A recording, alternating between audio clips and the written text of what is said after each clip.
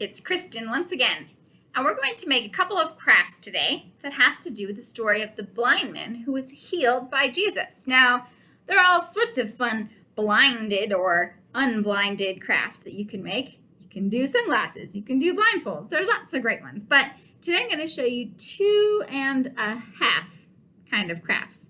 And these can be made with simple objects that hopefully you have around and can easily access. So, the first couple kind of crafts that we're going to show you, we're going to make sort of a little puppet, which is a blind man and a seeing man. So what you're going to do is you can do this with a variety of materials. You can use a paper plate. Similarly, you can use a paper cup or a styrofoam cup. You can use a paper bag. You can use a lot of different kinds of things. We're going to do a paper plate for right now, but again, you could use any of these objects. Now, you can also, it helps if you have some googly eyes. If you don't have googly eyes at home, drawing eyes is quite easy, so you can draw eyes as well. Now, if you want to hold your puppet up and maybe make a show, you might also want a popsicle stick and some glue.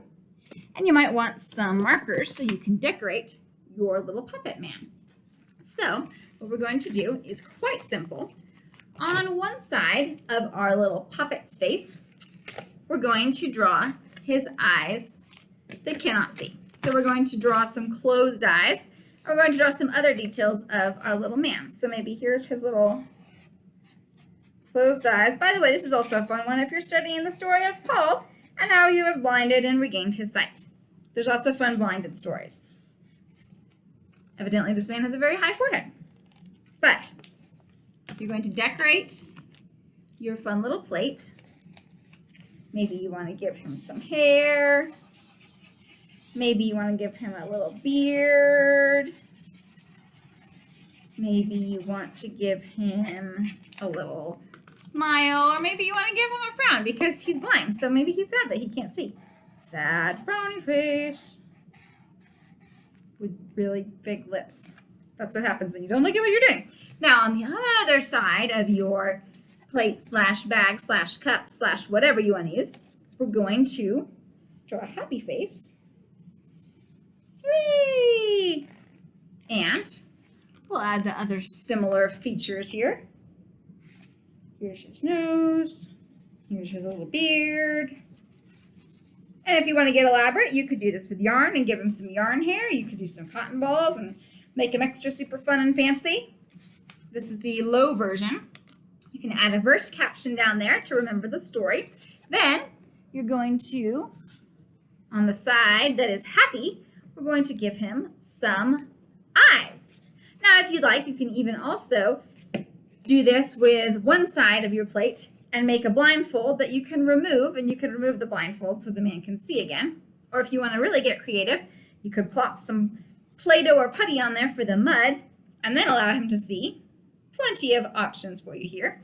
Now, we're going to put on his eyeballs so he can see. And then, highly recommend glue for that, by the way. Glue stick or glue bottle will probably work equally well. Now you're going to glue or tape your little stick if you choose to have that. And then you've got your puppet that you can act out the story. Sad blind man comes to Jesus. Now he can see. Hooray! Sad blind man. Seeing happy man. Yay! I can see, I can see, I can see. So make sure that glue dries all the way. There's craft number 1. And again, you can do that with a variety of different materials to make your puppet or man or however you're going to do it. Craft number 2, you're going to need those eyeballs again. And you're going to need a piece of paper. Any color will do. And we're going to make a heart. So, in case you have never made a Valentine before, creating a heart out of paper is quite simple. Fold it in half. Cut kind of this lopsided ice cream cone figure. Open it up. Boom, you've got a heart. So what we're going to emphasize here is that God will open the eyes of your heart. Now, that is a catchy song title as well.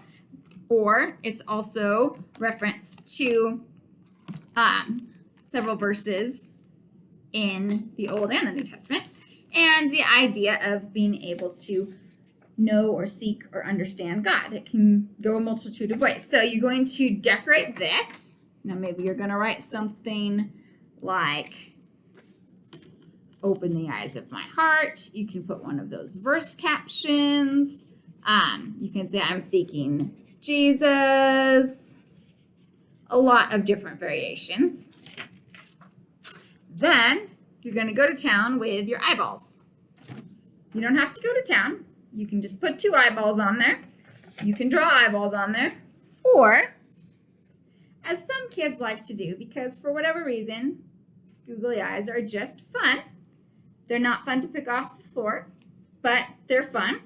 You can give them several eyes, even in different sizes. You can find these in different colors even. You can find them a lot of different ways of Google eyes, but again, you can also draw them if you don't have Google eyes lying around your house, because not everybody does, though they're a pretty fun tool to have. So you can let your kids dot the glue however they want, and if you have glitter at home and you want to put some glitter on there too to make it sparkly, go for it if you're into that sort of thing.